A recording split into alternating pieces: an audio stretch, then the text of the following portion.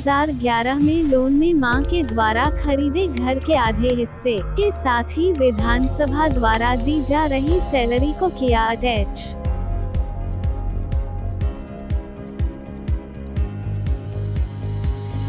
भिलाई विधायक देवेंद्र यादव ने अपनी मां को समन भेजने पर कहा कि मां महज बच्चे की जननी ही नहीं होती बल्कि परिवार को संभालने का आधार होती है। लेकिन यहाँ तो ईडी परिवार को संभालने वाली 70 वर्षीय वृद्धा मां को परेशान कर रही है। विरोधी दल के इशारे पर मेरे परिवार को परेशान करने का कार्य कर रही है। मेरी मां को पहले तो नोटिस जारी किया, अब उनकी पुश्तैनी संपत्ति को अटैच कर सीज करने की कार्रवाई कर रही है। विधायक यादव ने ईडी की संपत्ति अटैचमेंट की कार्रवाई पर सवाल उठाते हुए कहा कि जिस तरह से दुनिया का हर माँ बाप अपने बच्चों के रहने के लिए आश्रय बनाता है, मैं घर का सबसे छोटा सदस्य हूँ, इसीलिए ठीक उसी तरह से मेरी माँ ने मेरे पिताजी के गुजर जाने के बाद जब मैं 21 वर्ष का हुआ तो 2011 में बैंक से लोन लेकर हाउसिंग बोर्ड से 13 लाख में मकान खरीदा था। जब मकान खरीदा तब 2.5 लाख रुपए जमा किया था, बाकी राशि को पंजाब नेशनल बैंक में किस्त के माध्यम से अदा किया और 2020 में लोन क्लियर हुआ,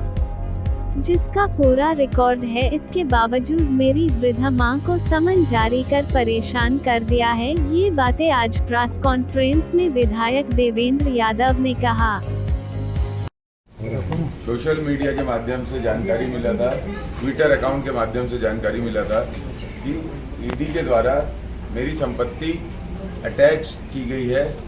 एक संपत्ति का ब्यौरा था जिसमें लगभग 51 करोड़ रुपए का उल्लेख था और उस समय मैंने ये बात कही थी कि मेरी जो आधिकारिक मेरे वकील साहब की बात ईडी दफ्तर में जाकर हुई है, उसके हिसाब से मेरी कोई इस तरह की कार्रवाई नहीं हुई है, क्योंकि उसके लिए जो नोटिस दिया जाता है वो कोई भी नोटिस हमें नहीं दिया गया है। उस दिन जो मैंने बात कही थी वो सच साबित हुई।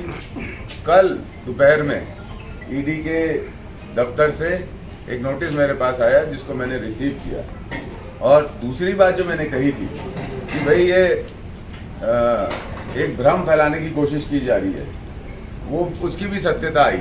एक तरफ ट्विटर अकाउंट में उनका डिपार्टमेंट हम लोगों को बदनाम करने के लिए बड़ी बड़े करोड़ों की संख्या लिख दे रहा है, और दूसरी तरफ जब एक दिन बाद, मतलब ट्विटर अकाउंट को पहले पता है कि क्या होने वाला है और एक दिन बाद रिसीव होती है चीज़ें, एक दिन बाद जब मुझे कागज़ रिसीव होता है, मेरे से दस्तखत कराया जाता है, तो उसमें ये दिखता है कि क्या अटैचमेंट किया। मैंने जो कहा था वही, मेरी माता जी के नाम पे 2011 में उन्होंने जो घर लिया था, उस घर को जिसका आज का मूल्य, ये वैल्यूएशन भी है, ये कागज है, वैल्यूएशन है 21 लाख रुपए, और जिसमें से अटैचमेंट क्या हुआ, जो मेरा हक है 50% मेरा, 50% मेरी माँ का, 10,98,450 रुपए। और इसके अलावा क्या, मेरा जो सरकारी अकाउंट है जिसमें मेरी तनख्वाह आती है, उस अकाउंट को सीज कर दिया, उसको अटैच कर दिया, सीज के अटैच कर दिया। उसमें 8,19,760 रुपये।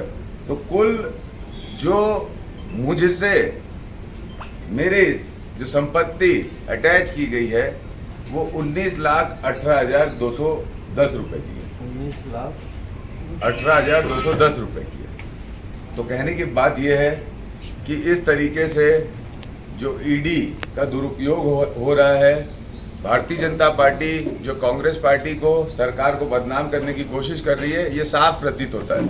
एक तरफ ईडी के ट्विटर अकाउंट से ऐसी हेडलाइन बनाई जाती है जिस पे भ्रम फैले, भारतीय जनता पार्टी के नेता उस भ्रम का प्रचार प्रसार करने में लग जाते हैं, और दूसरी तरफ जो ईडी की कार्रवाई होनी चाहिए, जैसे एक लोकतांत्रिक संस्था की कार्रवाई होनी चाहिए कि भाई ट्विटर अकाउंट में आने से पहले जो व्यक्ति है उसको नोटिस आना चाहिए, उसको कागज दिया जाना चाहिए, लेकिन वो समय पे नहीं होता, वो अगले दिन होता है। तो इससे आप खुद समझ सकते हैं कि ईडी कहाँ से चल रही है, कैसी चल रही है और किस लिए चल रही है। और अंतिम बात, इस तरह की प्रेशर पॉलिटिक्स से, कि छत्तीसगढ़ की जनता को गुमराह नहीं कर सकते, कांग्रेस के कार्यकर्ताओं को दबा नहीं सकते।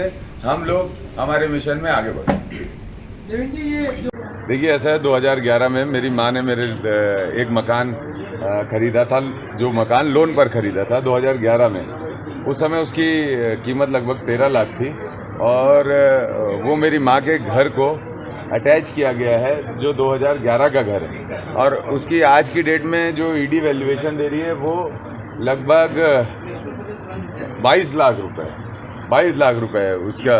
तो उसमें भी आधा हिस्सा मेरा, मतलब वो जो MIG क्वार्टर में अगर 2 कमरे हैं और एक हॉल है, तो उसमें से उन्होंने आधा हॉल और एक कमरा अटैच किया है और किचन भी आधा अटैच किया है और लेटरिन बाथरूम भी आधा अटैच किया है। ये स्पष्टता आई है। बीजेपी का IT सेल बड़ा चीख के चिल्ला के कह रहा था करोड़ों की संपत्ति।